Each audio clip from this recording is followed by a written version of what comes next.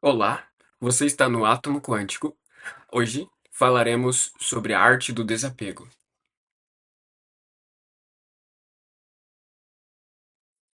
É evidente que não tem como a gente acabar com isso na nossa vida.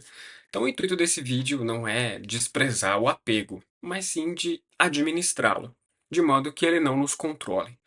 E sabemos que ele nos controla quando sofremos por alguma perda. Então, vamos tentar entender aqui o conceito do que é apego e como podemos proceder em relação a isso. Certo? Compreendendo palavras.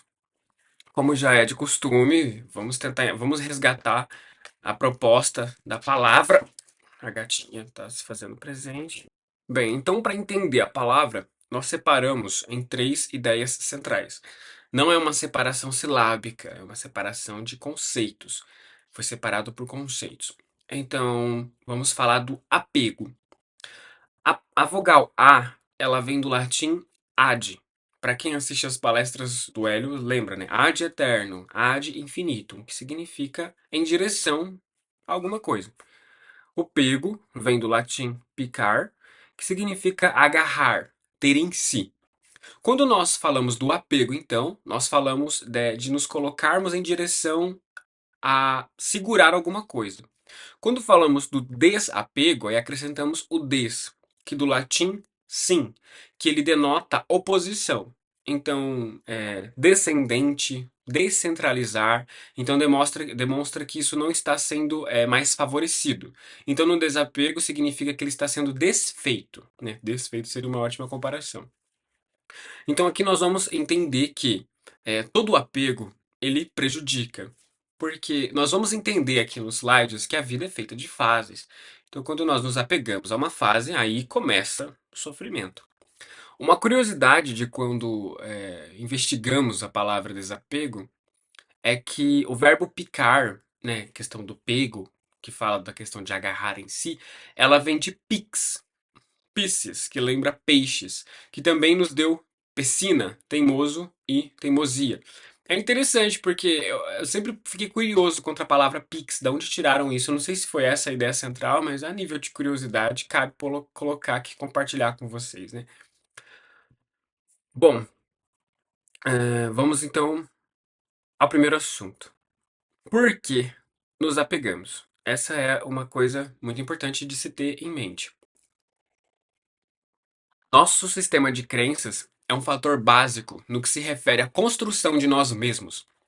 Em nosso dia a dia, as emoções mais encorajadas são ódio e medo.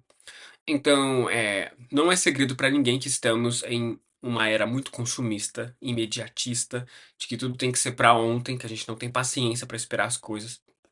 E essa pressa, veja que essa ansiedade, ela vem do medo. O medo de perder aquela oportunidade, o medo de perder aquela venda, de perder aquela compra, de perder aquele recurso, porque está acabando, porque é o último. Então, por mais que a gente tenha consciência, a gente não está imune a isso. Então, veja que o propósito do conhecimento não é nos imunizar de forma que nunca aquilo vai acontecer, porque vai acontecer. O que o conhecimento nos dá é a possibilidade de reagir. As emoções são fontes de grande força.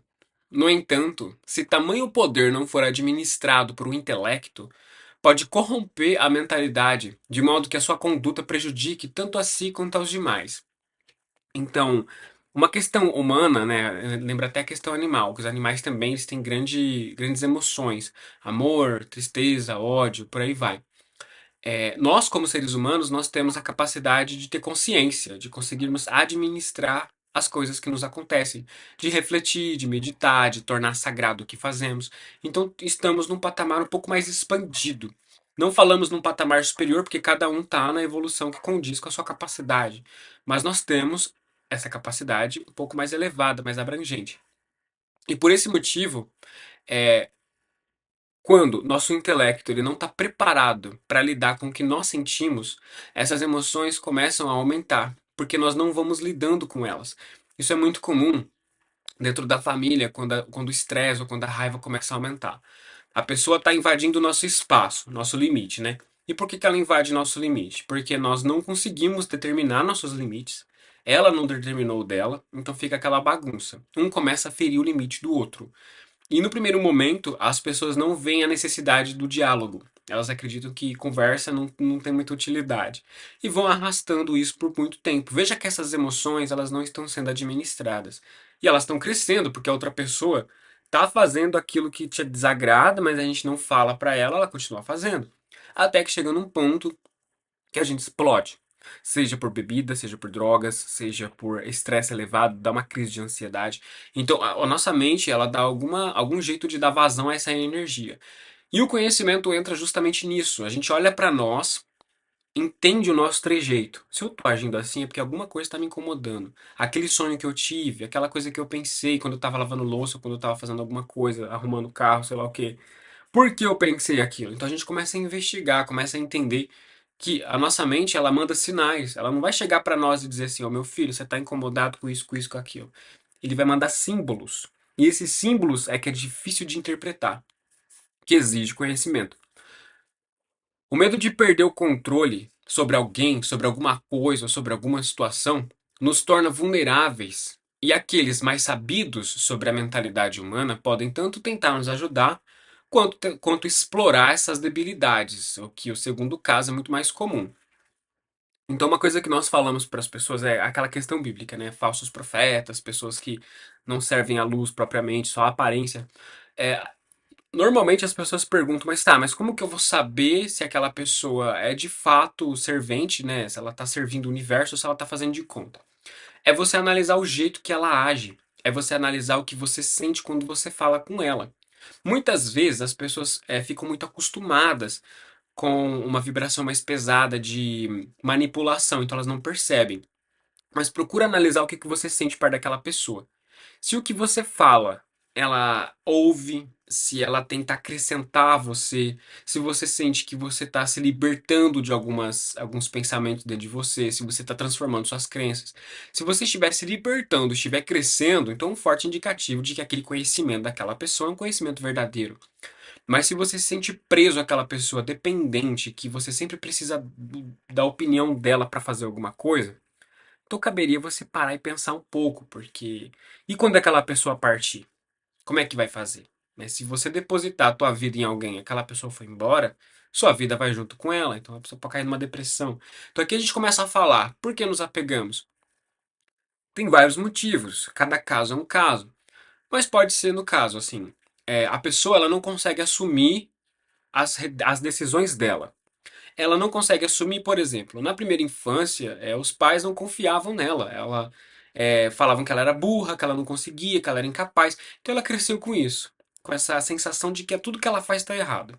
Então ela deposita a expectativa dela em alguém, né? Cônjuge, filhos, pessoas ao redor, colegas que moram junto. Então elas acabam projetando isso nos outros, que os outros conseguem e elas não. Só que veja que esse apego simboliza o medo de tentar, o medo de errar. Às vezes a gente conhece um indivíduo, um cônjuge, está lá com a pessoa, deposita tudo na pessoa. Por quê? Porque a gente não conseguiu ver isso dentro de nós. Então veja que a questão do apego não é para dizer que isso é ruim. É para dizer que isso é um degrau de crescimento. Até a gente conseguir administrar a nossa vida e pegar as nossas rédeas, a gente vai entregando o controle da nossa vida para alguém. Então já diz a questão filosófica. Se a gente não se a gente não constrói é a história que nos constrói. Isso tudo depende da nossa vontade. Quais as consequências? A vida é repleta de fases. Estações do ano, gerações, né? Geração Y, geração Z, por aí vai. O tempo mede o início e o final dos ciclos, bem como o tempo que isso dura. A essa altura, podemos entender que a natureza prolonga propósitos altruístas e abrevia propósitos egoístas. Então, uma coisa que também acontece bastante é um consulente vir falar que as relações amorosas duram pouco, né? E quando a gente vai aplicar, quando a gente percebe um padrão no universo, a gente aplica aquilo em toda situação, a gente vê que aquilo funciona, é quando a gente entendeu alguma verdade cósmica ali. Então, por exemplo, se a gente sabe que tudo que é egoísta a natureza não financia, então logo aquilo vai ser arrastado até ser solto e aí gera sofrimento. No caso de relacionamento, por que que dura pouco? Porque a pessoa pode estar esperando demais do outro, pode estar com medo de estar sozinha. Então veja que o medo ou a tristeza são coisas diferentes de estar ali por amor. Então a pessoa não está ali porque ela quer acrescentar o outro, porque ela quer o outro livre, quer que o outro seja feliz, independente dela estar ali ou não. Ela quer que a pessoa esteja com ela sempre, decidindo por ela, estando ali numa coisa meio grudada. Então veja que esse grude, o que gruda? É uma vibração mais pesada. Então quando o indivíduo tem essa conduta, a relação é um pouco mais complicada, mais densa. Isso caracteriza também apego. E a gente está falando isso porque hoje em dia o pessoal acredita que isso é amar, né? Você fala, ai, você ama fulano, o que que é amor pra você? Ah, amor é eu tá ligando pra pessoa, eu tá mandando mensagem toda hora, tá sabendo como é que ela tá. Aí você, né, gente, não é bem assim, né? É verdade? O que que é amor de verdade? Se a gente for analisar a perspectiva da natureza. Ela se entrega, ela tem uma harmonia, todo mundo se encaixa, cada coisa no seu lugar. Tudo tem um propósito bem definido. A natureza não se apega a nada, porque se ela se apegar à abelha, ela não deixa a abelha sair voando porque ela tem medo da abelha se machucar. Então ela vai entendendo que tudo é um processo. Então esse amor, atingir esse amor é bem complicado no nosso contexto. O apego nos orienta a agirmos por interesse. Quando unimos dois indivíduos com essa mentalidade, podemos ver um fenômeno em comum. A união não faz a força. Então, esse ditado aqui existe há muito, muito tempo atrás, né? Que a união faz a força. Mas quando a gente tem dois indivíduos, que pelo menos um já causa estrago, mas imagina juntar dois, né? Duas pessoas que não querem a verdade, elas querem vencer a discussão. Uma pessoa que quer ganhar dinheiro em cima dos outros. Então aí a gente começa a ver que as coisas começam a ter desarmonia, porque essas pessoas unidas, elas fazem muito menos ou elas causam um estrago muito grande para a natureza. Então a gente começa a entender que o apego, ele vem do ego, mas a gente sempre reforça. O ego não é o vilão. Não é que a gente tem que matar o ego. A gente tem que domesticar, tem que ensinar, tem que mostrar para ele que não é necessário fazer essas coisas, porque é tudo que ele aprendeu. Quando a gente fala do mapa astrológico, da casa 12, que lembra mais a questão do profundo, a gente verifica lá o planeta, o signo e tudo. A gente vai entendendo que existe um impulso ali, uma vontade inconsciente que, se ela não for manifestada e não for elaborada, ela vai dar um jeito de estourar a porteira e se mostrar. Que nem a gente estava falando. Bebeu demais, abaixou a defesa ali, o bicho sai. Usou drogas ou se deixou levar pelas emoções, teve uma crise de ansiedade, o portão se abaixa, o bicho sai, faz tudo que a pessoa queria ter feito, mas não fez, pelas castrações que ela tem. Em um momento ou outro, seremos intimidados a refletir sobre o desapego e em como isso tem consumido nosso bem-estar físico e mental, podendo trazer loops que vão da rebeldia até o arrependimento, podendo ser significantes de que o sistema de crenças é falho. Então, nós falamos que a natureza tem as suas fases. Então, tudo tem fases. Quando a gente tem um animalzinho doméstico, é o mais próximo que a gente pode ter ali de fases que se mostram para nós. Então, hoje a gente pega o filhotinho de gatinho, de cachorrinho, cria lá como se fosse alguém da família, e eles têm uma vida muito mais curta que a nossa. Então a gente sente aquela perda, né? Então a vida vai mostrando para nós essas fases que elas vão acontecendo. Cada dia uma fase, cada nascer do sol é uma nova fase. E quanto mais a gente meditar sobre essas fases, mais prontos a gente vai estar para essas questões do desapego. Porque a gente vai vendo a grande verdade que é difícil de encarar. Esse corpo vai se transformar em outra coisa. Não adianta eu achar que eu vou ficar aqui para sempre. Se eu acreditar nisso, eu vou estar me apegando e a morte vai ser para mim um tabu, uma coisa que eu nunca vou entender. As relações que eu tenho com a família um dia vão se dissolver, vão se transformar em outras coisas. Se eu me apego a alguém da família, eu posso acabar castrando aquela pessoa, porque eu tenho tanto medo de perder que eu não permito que elas tenham experiências dela. Porque eu sempre tô lá falando pra ela, toma cuidado, não me deixa, não me abandona, e a pessoa fica com aquela coisa dentro dela que impede ela de crescer. Então a gente começa a entender o amor verdadeiro, é permitir que seja, permitir que soltar, é deixar acontecer, deixar fluir as coisas. E aí é a questão que começa a complicar. Porque hoje as pessoas defendem muito que a gente pode ter tudo o que a gente quer. Né? E principalmente quando a gente fala de espiritualidade, então a gente vê um paradoxo.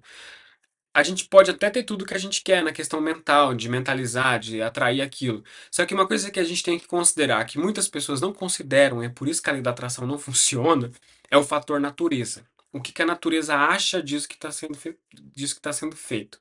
A pessoa fala, eu quero atrair, rejuvenescer, eu quero me tornar mais jovem, quero que o meu corpo se restaure. Tá, mas para quê? Para que que você vai querer um corpo mais jovem? Você vai servir a natureza ou você vai continuar tendo uma conduta egoísta que só pensa em si? Aí a pessoa, eu só penso em mim. Ela não diz isso, mas ela tem essa conduta. A natureza vai olhar e falar, bom, essa pessoa aqui, ela não está acrescentando muito onde ela está. Então, para quê que ela vai, para que que a gente vai prolongar a vida dela se ela não está somando, né? Então a gente começa a entender o funcionamento disso, observar o universo, o que que ele acha disso que a gente está fazendo.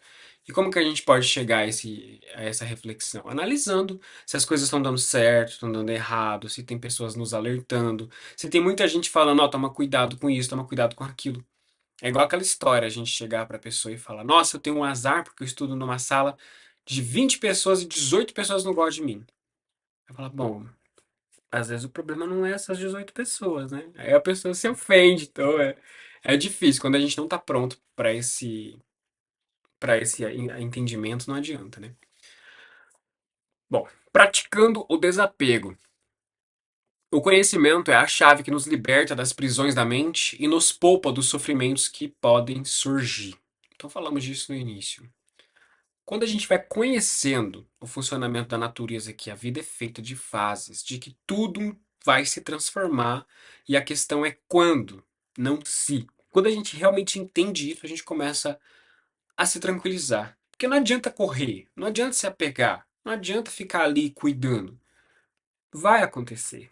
Então a gente começa a se focar no que realmente importa, na nossa evolução. Quem tiver que estar do nosso lado, estará. Não importa.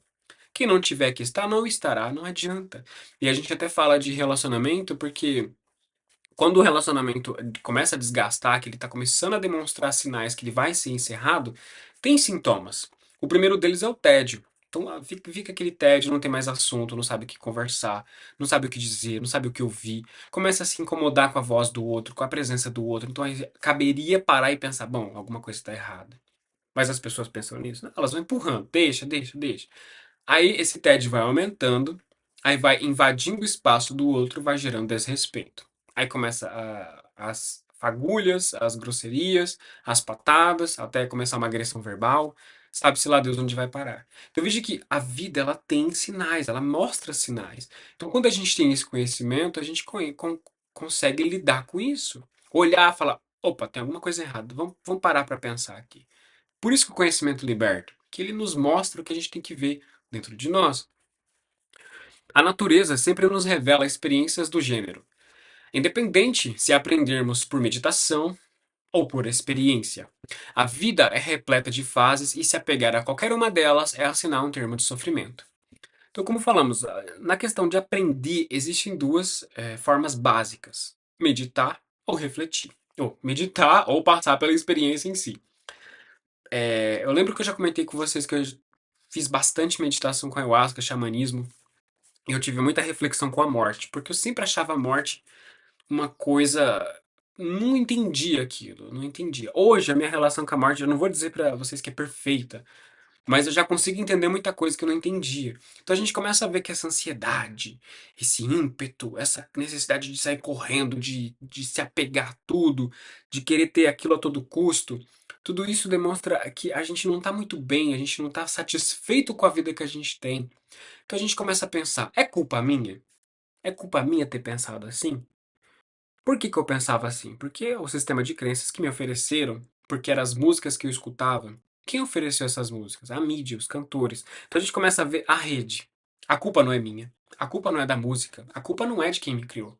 É uma rede. Todo mundo está no mesmo lugar, sujeito aos mesmos princípios, às mesmas leis. Então cabe a mim ter consciência disso e falar: agora chega. Acabou. E refletir sobre isso. Então, quando esses indivíduos chegam realmente que o momento está chegando da morte, ela entende aquilo como um ciclo. Eu vou passar daqui para cá. É pronto, nada vai sumir, vai se transformar. Passamos a agradecer pelo que temos, sabendo que um dia passará, sem desdenho, melhorar o que pudermos sem nunca esperarmos nada em troca, além da realização do recurso em si. A natureza aspira que sejamos humanos sem nos obrigar, se realiza pelo que é. Então, a gente, né, a natureza é o maior exemplo que a gente tem de amor incondicional. porque ela nos dá a possibilidade. Você tá num corpo que te permite ser humano. Você vai ser ou não? Aí é com você, mas a possibilidade tá aí. Você tem tudo que você precisa, recurso, ar, água, tudo que é necessário ali você tem. Então, a gente começa a ver que não é porque as coisas vão acabar um dia, vão se transformar e vai tudo acabar mesmo, vai tudo virar poeira, então se dane.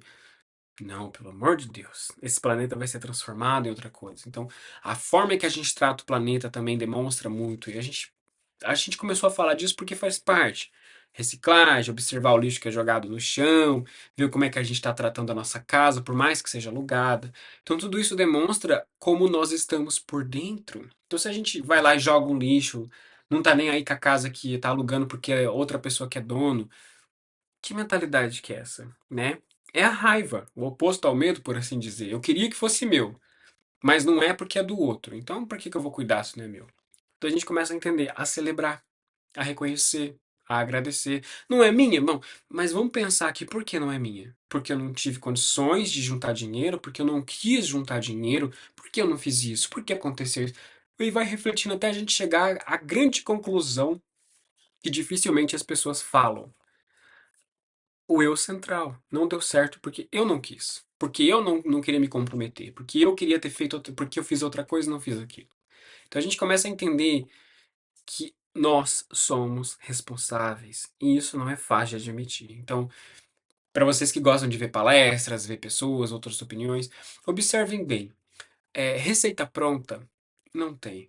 Poção é o jeitinho para dar, para tudo dar certo?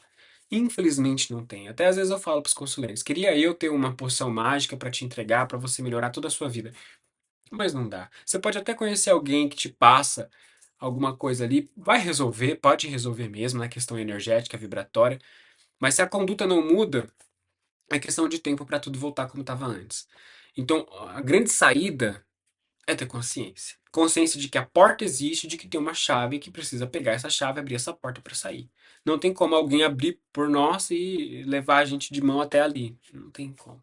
A evolução é uma coisa que é do próprio indivíduo, é mérito dele. A tua fé te curou porque você seguiu o caminho, né? Bom, então, esse foi o assunto. Esperamos que tenha acrescentado a vocês. Tem cards, vídeos passando aqui para caso vocês queiram conferir nossos outros conteúdos. Se vocês tiverem alguma sugestão de tema, estamos aqui. E bom, muita gratidão por sempre nos acompanhar. Esperamos que esse conteúdo acrescente a vocês, que traga mais clareza. Esse é o grande propósito. Bom, é isso. Até a próxima.